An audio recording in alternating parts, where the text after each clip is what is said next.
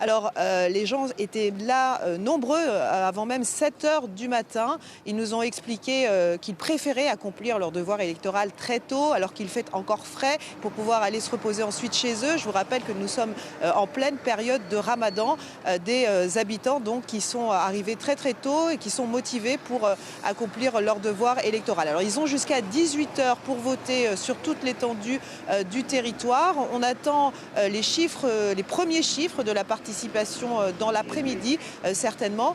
Participation qui pourrait être importante. C'est une élection très attendue, qui a été inédite à tout point de vue. Je vous rappelle qu'elle a été initialement reportée, ce qui avait ouvert la voie à une crise politique qui a duré plusieurs semaines. La campagne a été très polarisée également, donc probablement une participation importante, en tout cas de l'avis des spécialistes. Sarah, quelles sont les préoccupations des Sénégalais lors de cette présidentielle?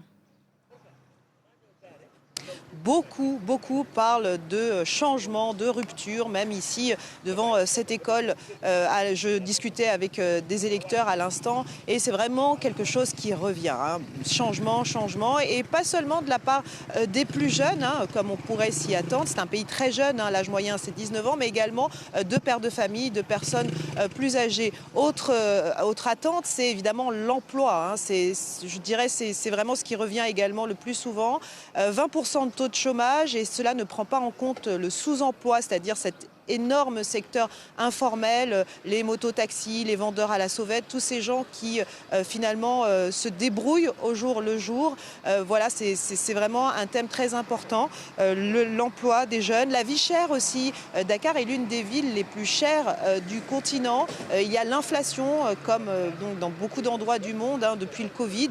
Donc c'est également une des préoccupations majeures, hein, de voir les prix baisser et de pouvoir atteindre un meilleur niveau de vie.